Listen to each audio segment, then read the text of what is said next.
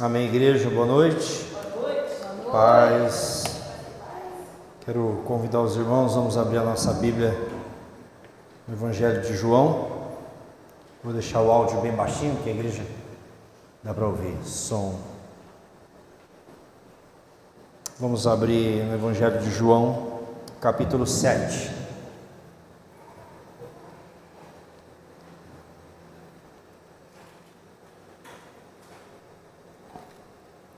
Evangelho de João, capítulo 7.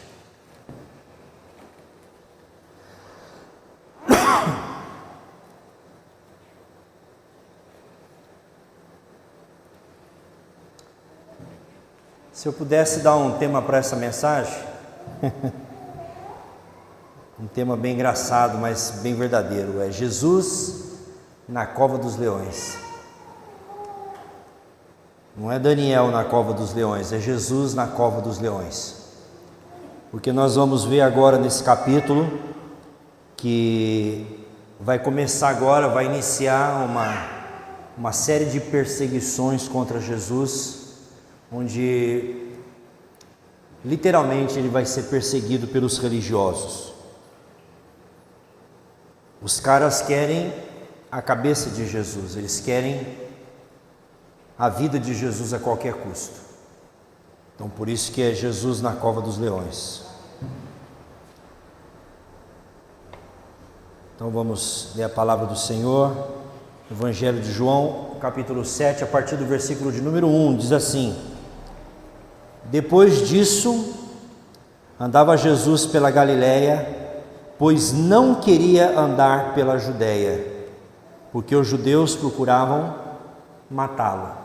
Então você observa que Jesus muda de cidade, ele deixa de andar na Galiléia, ele vai para a Galiléia, e deixa de andar na Judéia, porque da última vez que Jesus esteve na Judéia foi quando ele curou no poço, e propriamente no capítulo 5, versículo 18, quando Jesus fala que é filho de Deus, os judeus entenderam como uma blasfêmia, e a partir daí inicia um processo de querer a cabeça de Jesus. A todo preço eles querem matar Jesus. Por isso que Jesus deixa a Judéia e vai para a Galiléia.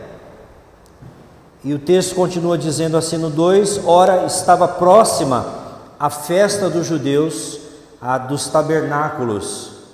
Disseram-lhe então seus irmãos, aqui são os meio-irmãos de Jesus, por parte de Maria: Retira-te daqui e vai para a Judéia, para que também os teus discípulos vejam as obras que fazes, porque ninguém faz coisa alguma em oculto quando procura ser conhecido. Já que fazes essas coisas, manifesta-te ao mundo, pois nem os seus irmãos criam nele. Estávamos orando aqui pela igreja, nem os irmãos de Jesus acreditavam no ministério dele. Disse-lhes então Jesus: Ainda não é chegado o meu tempo, mas o vosso tempo sempre está presente. O mundo não vos pode odiar, mas ele odeia a mim, porquanto dele testifico que as suas obras são más.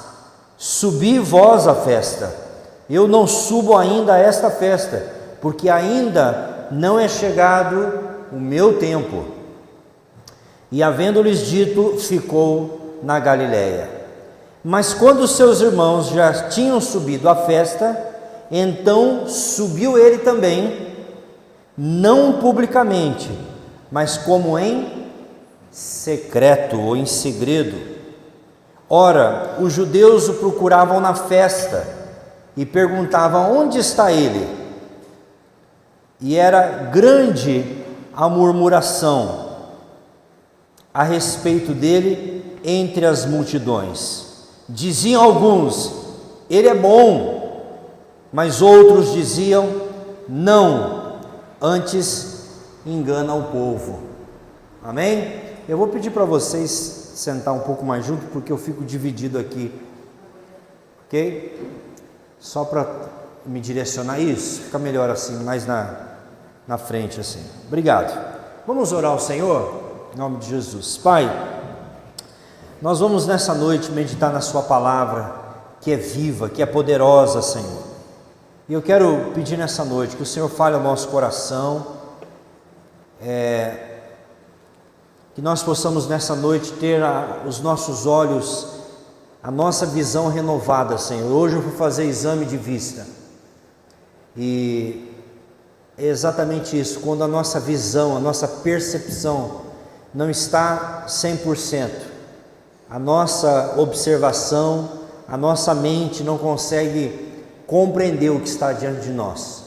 Da mesma maneira, Senhor Deus, se o Senhor não abrir os nossos olhos, se o Senhor não abrir, não refocalizar ou redirecionar ou ajustar a nossa visão, nós perderemos grandes privilégios espirituais, como muitos hoje estão perdendo, Senhor, porque os olhos estão focados naquilo que é passageiro, naquilo que é terreno. Mas eu peço, traz a nossa mente nessa noite para ver Jesus. Eu te peço em nome de Jesus, amém.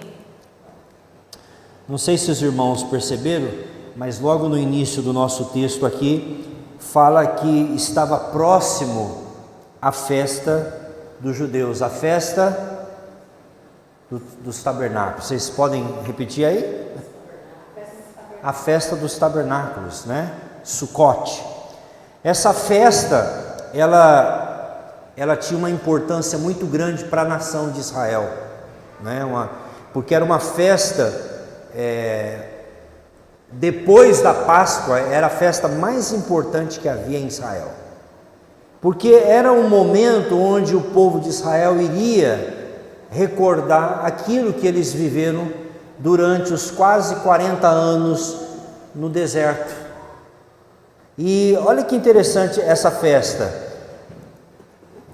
Claramente os judeus todos vinham para Jerusalém, e eles então construíam uma habitação, uma casa provisória, uma cabana, né? E eles ficavam durante uma semana dormindo dentro dessa cabana, que era feito de galhos de árvores. Eles faziam uma cabaninha mesmo e ficavam ali a família, né? Lembrando que durante os 40 anos Deus sustentou aquele povo no deserto, não deixou a roupa do povo envelhecer. A gente troca a roupa de tanto e tanto tempo aí, né? Israel ficou quase 40 anos sem trocar de roupa, e ali no deserto Deus proveu, Deus mandou alimento, Deus mandou cordonizes, Deus mandou um maná. Então Deus pediu para que eles fizessem essa festa em memória desses 40 anos de preservação, de cuidado de Deus. E olha que interessante, além deles habitarem, até hoje os judeus comemoram a festa da cabana, ou dos tabernáculos, Sucote. E ao mesmo tempo era uma festa muito alegre, né? Era uma festa cheia de luzes. Eu estava vendo aqui as lampadinhas aqui no fundo da igreja. Essa festa do tabernáculo, ela era uma festa aonde os judeus iluminavam todo o pátio do templo com candelabros. Então olha que momento maravilhoso. A cidade toda, eu fico imaginando de longe, olhando aquela cidade toda acesa, e eles acendiam esses candelabros. Por quê? Eles acendiam esses candelabros por todo o pátio do templo, para lembrar que durante os 40 anos Deus os guiou com a coluna de fogo. Que durante o dia Deus colocava a nuvem de glória, que não permitia que o sol esturrasse, né? E à noite aquela coluna de fogo que impedia de animais, de bicho, né? Que aquecia eles naquele deserto, que à noite era temperaturas baixíssimas.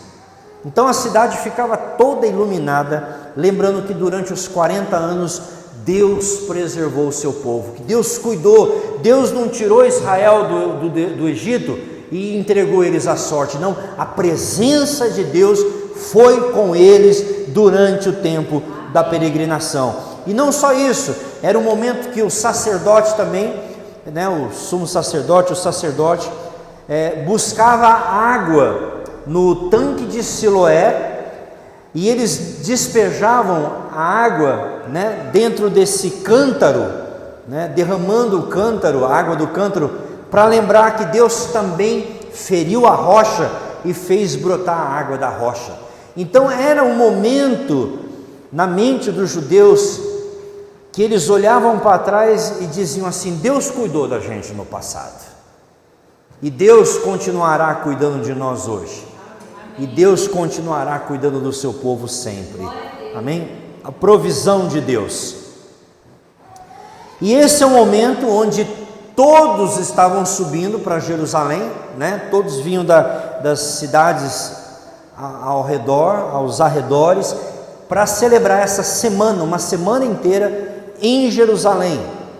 Mas olha que curioso, no meio daquela festa, no meio desse momento de lembrar de Deus, ali naquela semana estava entre eles, não um anjo de Deus, não um sinal de Deus, mas o próprio Emanuel estava no meio deles. O próprio Jesus estava ali.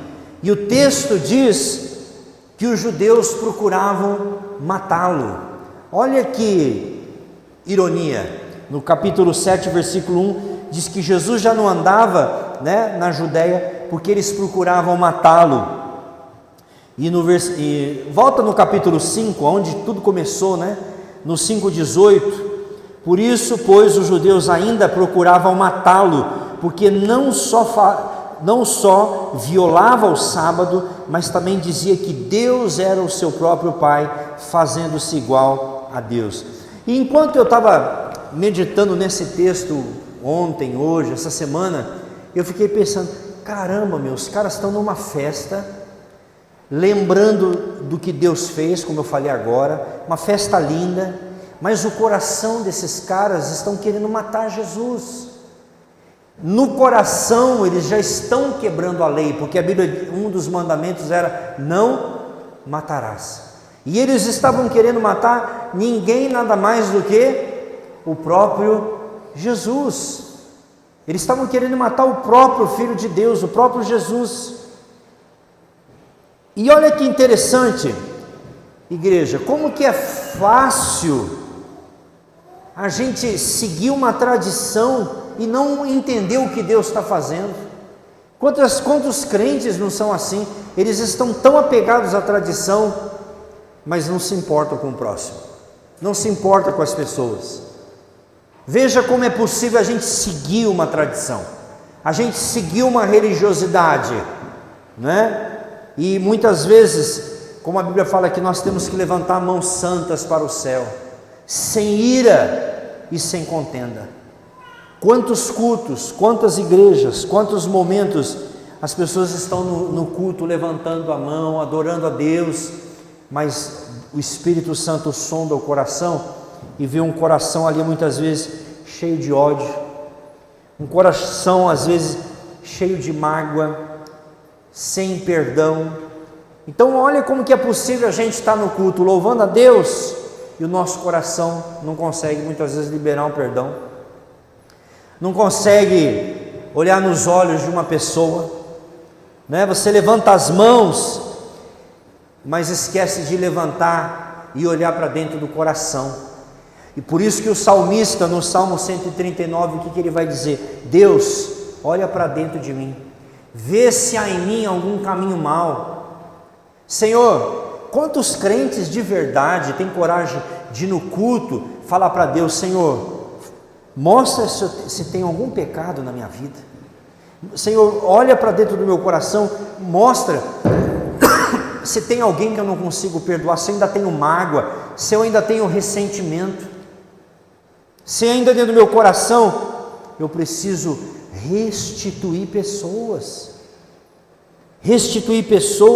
de relacionamentos quebrados, porque em outro momento, sabe o que Jesus vai dizer? Jesus fala o seguinte: antes de você, né, no caso eles estavam debaixo do Velho Testamento ainda, mas Jesus falou: antes de você trazer a sua oferta no altar, né? Hoje nós não temos altar, mas vamos colocar diante de Deus, antes de você aproximar diante de Deus com a sua oferta, com o teu louvor, com o teu dízimo, vai primeiro e reconcilia-te com o teu irmão, então você vem e adora a Deus, porque Deus não pode aceitar uma oferta, um culto, quando Ele olha o nosso coração e vê o nosso coração cheio de mágoa, cheio de ressentimento, onde a gente riscou aquela pessoa da nossa vida, onde a gente não consegue olhar para aquela pessoa, onde a gente fala que perdoou, mas de fato o coração não perdoou.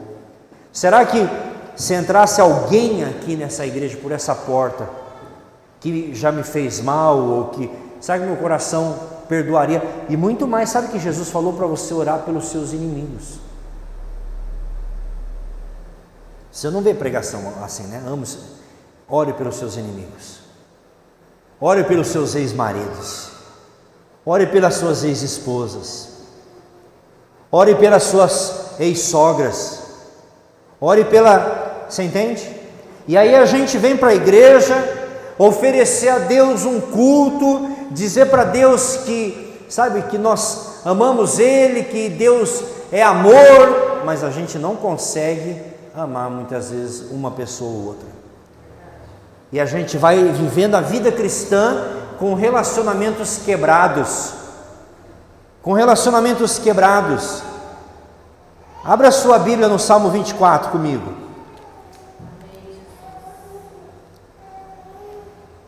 Os caras querem matar Jesus e estão lá na festa adorando a Deus. Olha a ironia. Estão celebrando. Deus é bom, Deus é maravilhoso. Estão pulando, estão festejando, mas o coração, quando Deus olha, é um coração amargurado. Olha o que o salmista diz no Salmo 24, versículo 3 e 4: quem subirá ao monte do Senhor? Ou quem estará no seu santo lugar? Quem é que pode se achegar diante de um Deus santo, de um Deus maravilhoso? Ele vai dizer: aquele que é limpo de mãos e puro de coração, que não entrega a sua alma à vaidade, nem jura engano falsamente. Esse receberá uma bênção e a justiça do Deus da sua salvação.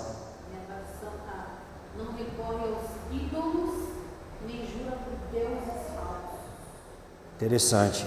Entende que é a vaidade aqui, né? Que é quantas pessoas estão assim? Como diz aqui o texto, o salmista pergunta: quem é que vai chegar diante do Senhor? E ele diz: é aquele que tem coragem de dizer: Deus, me purifica, Senhor Deus. Pai, eu preciso do Senhor. É aquele que diz assim: Deus, me ensina a perdoar como Jesus perdoa. E existe dois tipos de perdão na Bíblia, né? Eu já expliquei isso. É o perdão judicial e o perdão familiar e relacional. O perdão judicial é aquele que a gente recebe de uma vez por todas na cruz. Amém? O perdão na cruz foi o perdão judicial. Amém, igreja? Mas Jesus, Ele condicionou o perdão de Deus familiar ao perdão que nós damos às pessoas. Lembra que Jesus falou na oração que Ele ensinou, a oração de Jesus aos discípulos, que nós chamamos de oração do Pai Nosso, mas é a oração dos discípulos de Jesus. O que Ele diz na oração? Pai, perdoa as nossas dívidas, assim como nós... Você entendeu o que você falou nessa oração? Pai, me perdoa, né, como eu perdoo os meus devedores. Agora, se você não perdoa os seus devedores, você está dizendo: Deus, me trata no meu relacionamento contigo como eu perdoo, como eu trato os meus inimigos. E aí Deus fala: mas você não perdoa os seus inimigos, como que eu posso te perdoar? Não é o perdão da salvação, ok? Por isso que eu expliquei aqui a diferença entre o perdão judicial, é aquele que já aconteceu de uma vez por todas. Todos já foram perdoados aqui judicialmente? nenhuma condenação há para aqueles que estão em Cristo. Aleluia. Mas a Bíblia diz que quando eu não perdoo o meu irmão, as portas de Deus vão se fechar na nossa vida. Nós enfrentaremos a disciplina de Deus. Entende? E vai existir um peso sobre a nossa vida. Então o cristão precisa olhar para o seu coração e perceber se ele tem dívidas com o seu próximo. E se retratar, e restituir, e refazer. Amém? Amém. Glória a Deus. E esses caras estão no culto, na festa lá, festa linda, mas o coração deles está querendo matar Jesus. Com certeza Deus não se agradou desse culto, amém? Segunda coisa que a gente percebe nesse texto, voltando para o nosso texto de João 7, esse texto faz a gente enxergar a igreja, faz a gente enxergar a dureza e a incredulidade dos homens. Em dois momentos aqui. Primeiro, os judeus estão querendo matar Jesus. Primeiro estão querendo matar Jesus. E no versículo 5 diz que nem os próprios irmãos de Jesus criam nele. Agora, por que os judeus queriam matar Jesus, igreja? Jesus fez o bem, curou um homem, mas para eles o sábado era mais importante do que curar uma pessoa. Alguma coisa está errada quando a gente ama mais o nosso sistema religioso, quando a gente ama mais a nossa religião do que o próprio Jesus.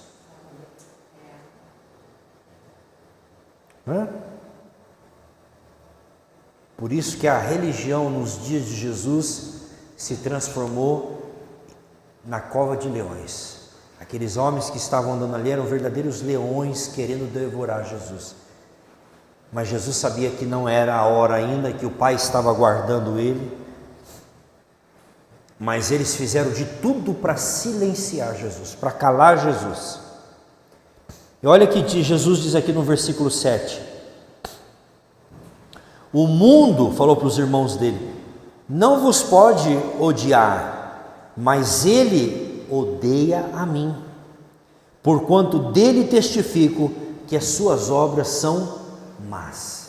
Sabe por que esses homens odiavam Jesus? Porque Jesus mostrava a verdadeira natureza desses homens.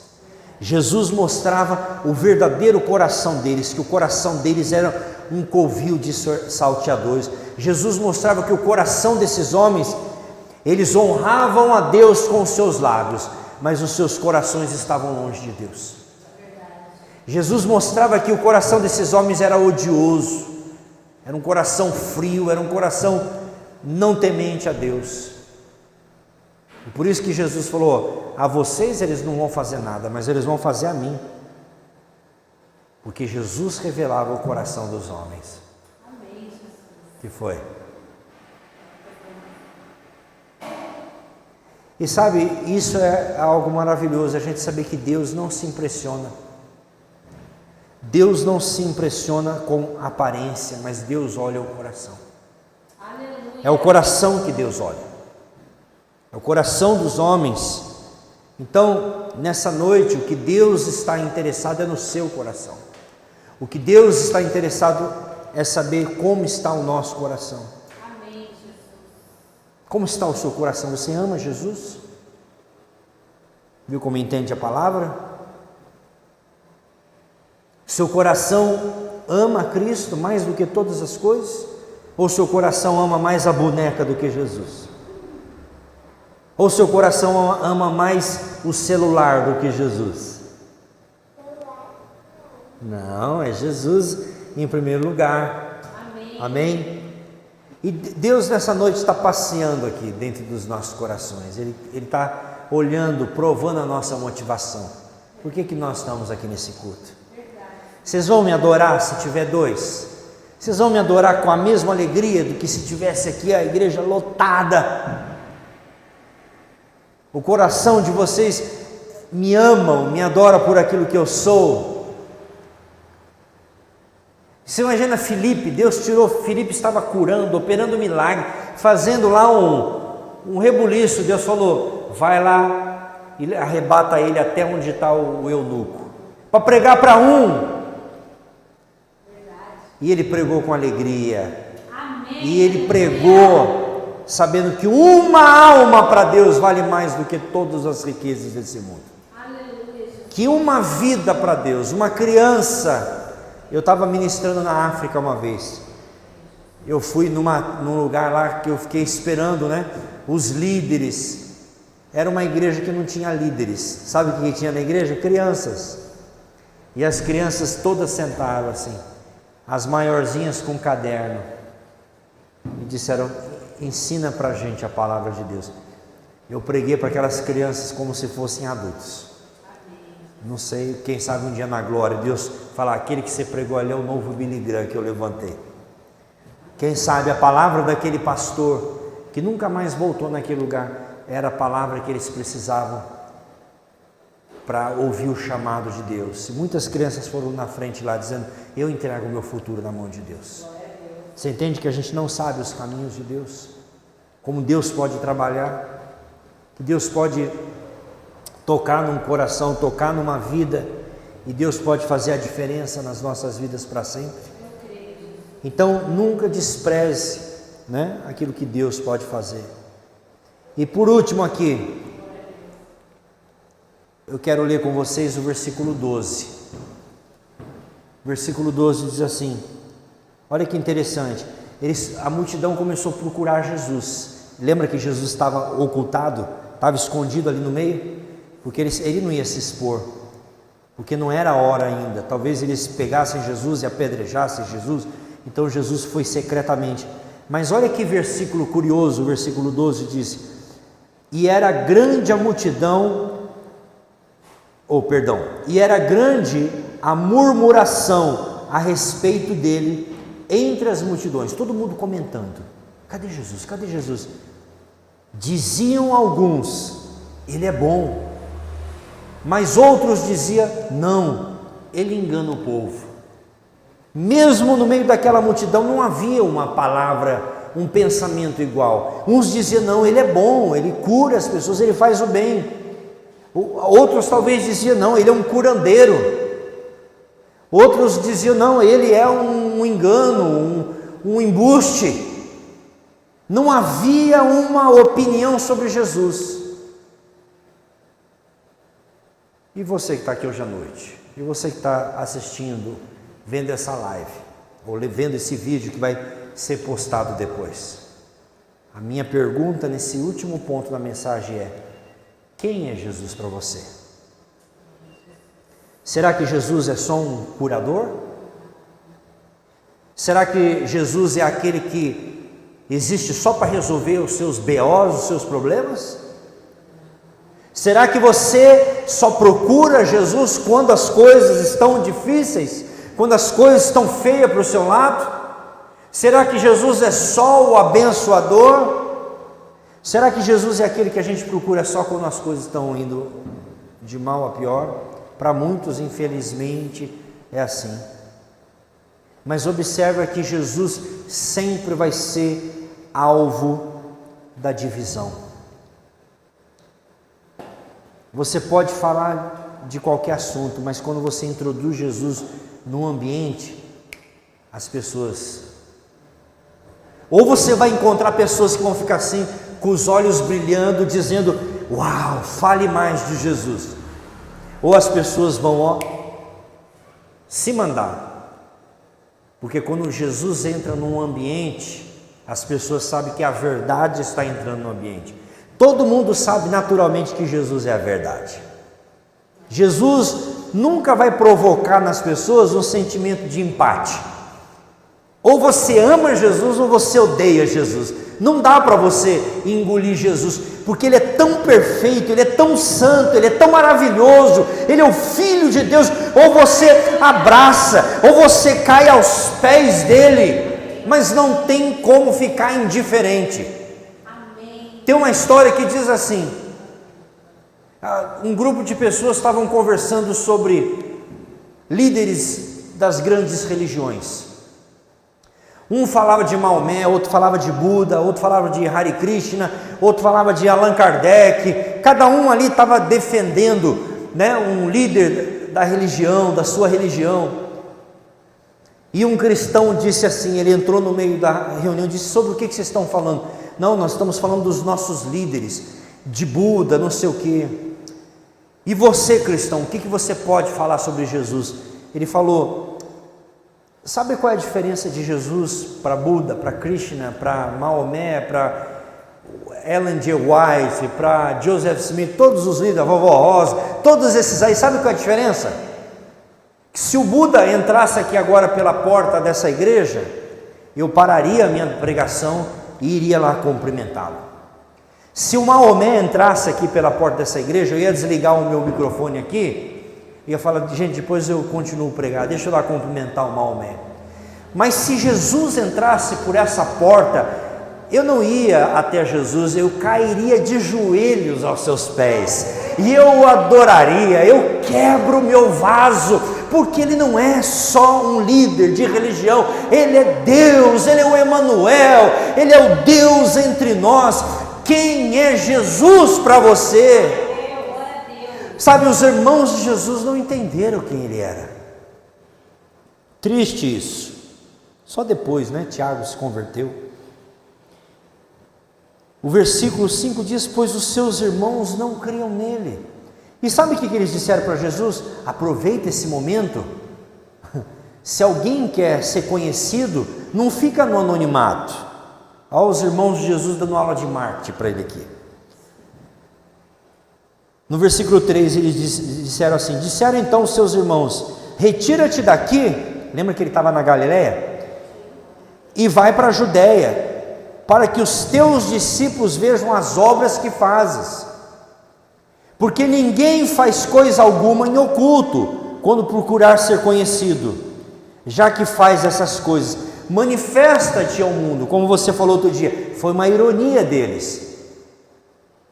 E o versículo 5, João deixa claro que os seus irmãos não criam nele. Qual foi o maior erro dos irmãos de Jesus? Jesus não estava procurando encher estádio.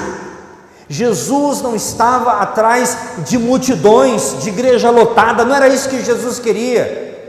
Os irmãos de Jesus, porque não criam nele, não entenderam os propósitos dos milagres e dos sinais. Quais eram os propósitos? Qual era o propósito dos milagres e dos sinais? Era levar as pessoas a verem o milagre e crerem que Jesus era o Filho de Deus. Esse era o objetivo. Mas eles não podiam perceber isso, porque os seus olhos estavam cegados.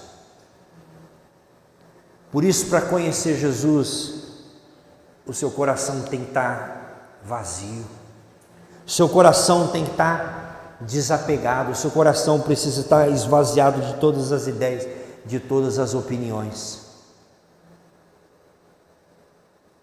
Os irmãos de Jesus não entenderam a missão de Jesus, porque para entender a missão de Jesus você precisa crer. Por isso que o Evangelho de João é o Evangelho do crer, porque todas as coisas acontecem na vida do cristão quando nós começamos a crer. Nós não vemos para crer, mas porque cremos é que nós vemos. Amém. E Jesus está aqui hoje dizendo: eu me revelo a vocês, aos pequeninos. Eu me revelo aos pequenos. Jesus disse aos discípulos assim: foi do agrado do Pai revelar a vocês, meus discípulos, os mistérios. Ele escondeu esses mistérios de muitas pessoas, mas ele revelou aos simples de coração.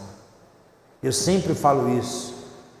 Coisa mais linda, às vezes você vê um irmão semi-analfabeto explicando verdades espirituais que deixa qualquer doutor, qualquer juiz, qualquer médico, qualquer cara, né, qualquer homem com a sua maior formação, diante de um discípulo de Jesus, ele tem que sentar e aprender, porque Jesus é o mestre, e Jesus faz de nós os seus discípulos, e em Cristo nós aprendemos as riquezas de Deus. Mas é esse coração que Deus procura nessa noite.